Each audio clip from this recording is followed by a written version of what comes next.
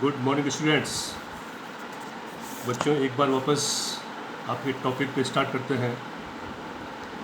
आज बच्चों टॉपिक है replication of DNA and Meselson Stahl experiment. जो डीएनए में एक यूनिक प्रॉपर्टी है, it can create their own copy. DNA अपने जैसी कॉपी तैयार करने की क्षमता रखता है और डीएनए की इसी क्षमता को, इसी एबिलिटी को रेप्लिकेशन ऑफ डीएनए कहते हैं। डीएनए बच्चों अपनी जैसी कॉपी कब बनाएगा, कब रेप्लिकेशन होगा? जब सेल डिवीजन होता है तो उसकी जो एस फेज होती है, जो इंटरफेज में हमने आपको बताया था कि 3 फेज होती हैं, G1, S और G2। एस फेज में बच्चों डीएनए अपने आप को रेप्लिकेट करता है, डीएनए अपने आप को डबल कर देता है। क्यों? क्योंकि हर सेल को इक्वल अमाउंट में डीएनए मिला। अब डीएनए अपने आप को रेप्लिकेट कैसे करेगा, इसके लिए 3 अलग अलग टैप्स बताए हैं बच्चों। होता एक ही प्रकार से है। कुछ लोगों का मानना था कि डीएनए का रेप्लिकेशन कंजर्वेटिव मेथड से होता है। According to some scientist it is dispersive method, लेकिन होता है बच्चों semi conservative method. Replication of DNA के लिए 3 थ्योरी सामने आई। एक है कंजर्वेटिव मेथड, दूसरा है सेमी कंजर्वेटिव मेथड और तीसरा है डिस्पर्सिव मेथड। मिशेल्सन और स्टाहल का जो एक्सपेरिमेंट था बच्चों, वो प्रूव करने के लिए था क्या कि DNA replicate bye semi conservative method. आइए उसके कुछ पॉइंट पे प्रकाश डालते हैं। बच्चों ये है replication of DNA means formation of DNA from DNA. DNA से डीएनए बनाना है बच्चों। 3 थ्योरीज थी रेप्लिकेशन ऑफ डीएनए की। एक है कंजर्वेटिव मेथड, यहाँ आप देखिए पेरेंटल डीएनए है। पेरेंटल डीएनए से वैसे के वैसे 2 नए डीएनए बनते हैं। जैसे पेरेंटल स्ट्रैंड है वैसे नए डीएनए स्ट्रैंड बनते हैं बच्चों। अगर ऐसा हो तो इसे बोलते हैं conservative method of DNA replication. Second है semi conservative. Semi means half. तो आप देखेंगे कि डीएनए की जो दोनों स्ट्रैंड थी एक दूसरे से अलग हो गई। यहाँ पे ये टेम्पलेट बना और इसने अपनी नए स्ट्रैंड का निर्माण किया। ये न्यू स्ट्रैंड है बच्चों, ये ओल्ड स्ट्रैंड, न्यू स्ट्रैंड। तो 2 में से एक स्ट्रैंड पेरेंटल स्ट्रैंड है और दूसरी स्ट्रैंड इसने अपने आप बनाई। ये पेरेंटल स्ट्रैंड, ओल्ड स्ट्रैंड, और इसने नए स्ट्रैंड अपने आप बनाई। तो 2 में से एक स्ट्रैंड पेरेंट से आएगी और एक अपने आप बनेगी। That is known as semi conservative method of DNA replication. Third है बच्चों डिस्पर्सिव मेथड। डिस्पर्स, कुछ पार्ट डीएनए का ओल्डर है और कुछ अपने आप बनता है, नया बनेगा। यहाँ पे older part, new part, older part, new part. There are 3 method of DNA replication. First conservative method of DNA replication, semi conservative और डिस्पर्सिव।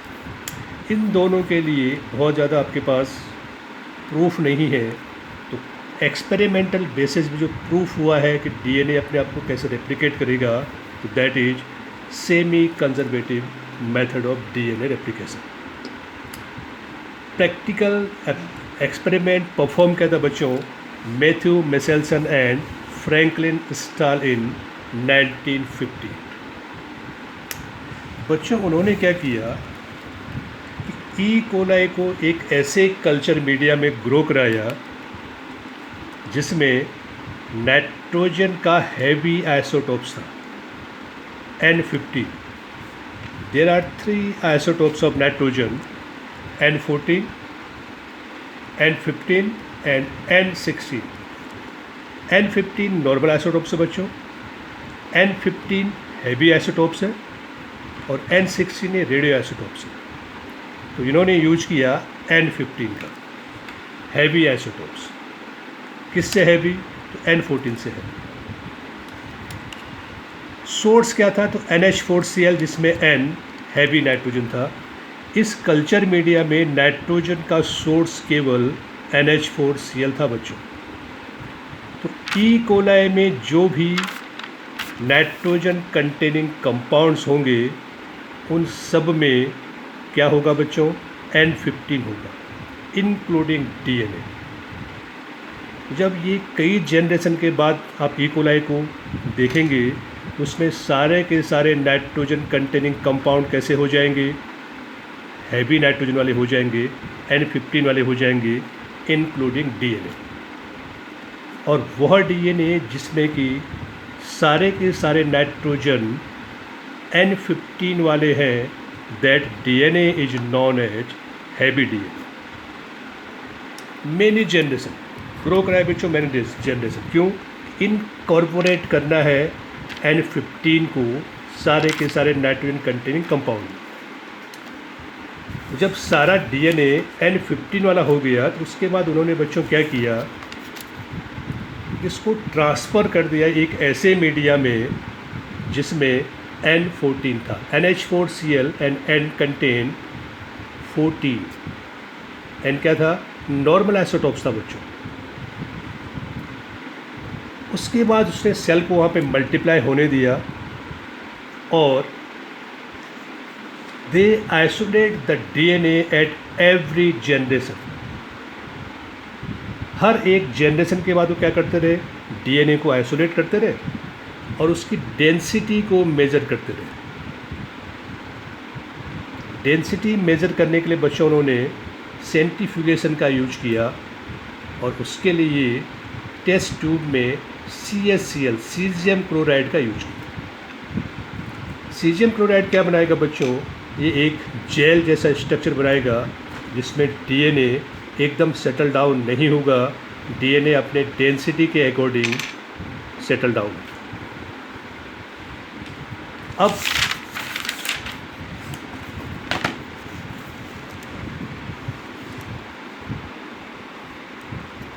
फर्स्ट जो टॉपिक था बच्चों जिसमें आपने क्या किया था, ई कोलाई को NH4Cl में रखा, NH4Cl में रखा था और वहाँ पे N15 था।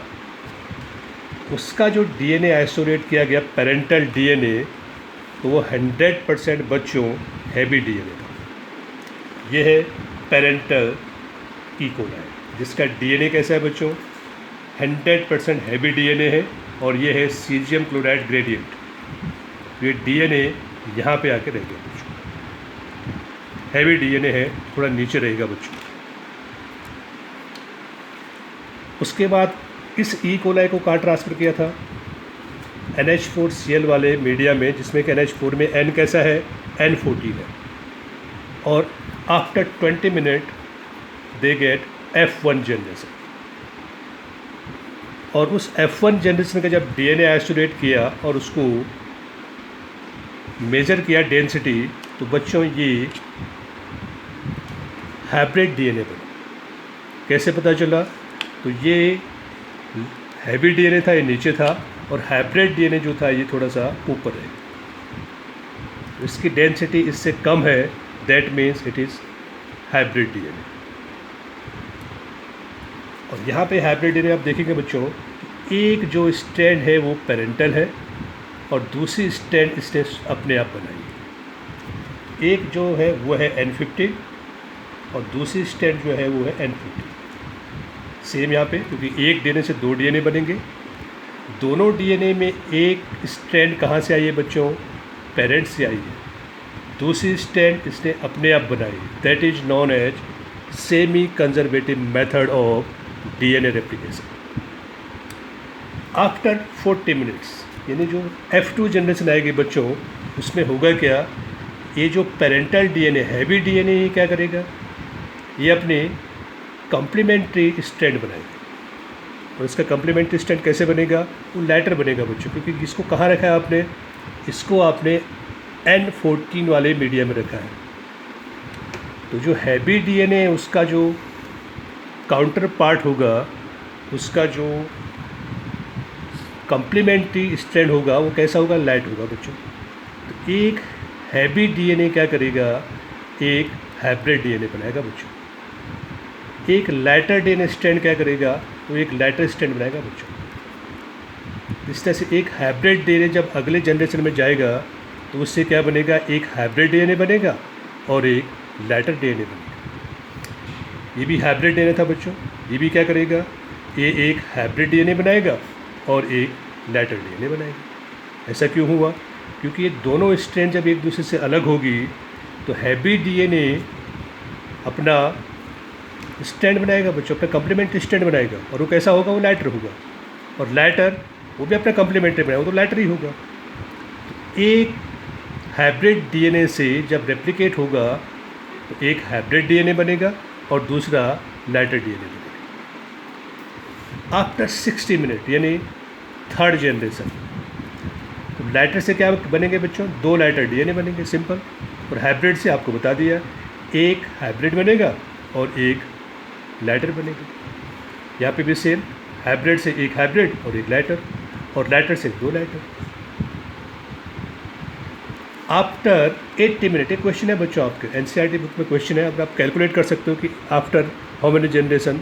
तो आप 80 मिनट में आप देखो F4 है, 4th जनरेशन है, एक लाइटर से 2 लाइटर, इस तरह से आप कैलकुलेट करोगे तो टोटल लाइटर जो DNA बनेंगे वो 14 बनेंगे और टोटल मीडियम विल गेट 2। अब मीडियम फिक्स हो गया बच्चों, जो हाइब्रिड DNA वो फिक्स हो गए, 2 ही बनेंगे। लेकिन जो लाइटर DNA है उनकी जो नंबर है वो बढ़ते चले जाएंगे। अगर आप 100 मिनट के बाद देखेंगे F5 जनरेशन में, तो बच्चों आपको टोटल लाइटर DNA बनेंगे 30 और टोटल हाइब्रिड DNA बनेंगे बच्चों 2। अगर आप इसका परसेंट देखें तो पेरेंटल जो जनरेशन था वो 100% हैवी DNA था, F1 में 100% हाइब्रिड था, F2 में बच्चों 50% हाइब्रिड DNA और 50% लाइटर DNA बच्चों बना बच्चों। F3 में बच्चों 75% नॉर्मल DNA बनेगा और 25% बच्चों हाइब्रिड बनेगा। F4 में आ जाओ बच्चों तो 82.5% नॉर्मल DNA बनेगा और 12.5% हाइब्रिड DNA बनेगा। F5 में आ जाओ, 94% बच्चों नॉर्मल DNA बनेगा और 6% हाइब्रिड DNA। परसेंट कैसे निकाला बच्चों? टोटल आपके पास 32 स्ट्रैंड बने, 32 DNA बने, 32 DNA में से 2 क्या है? तो 2 हाइब्रिड DNA है और 30 क्या है? 30 लाइटर है।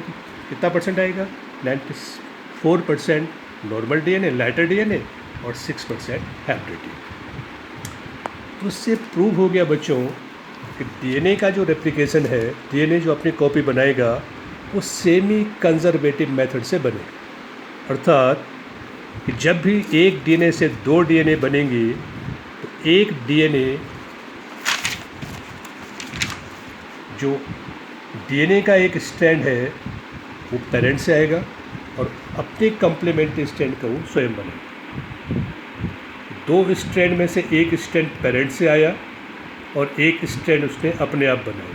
2 में से एक means half, half means semi, that is the semi conservative method of DNA replication.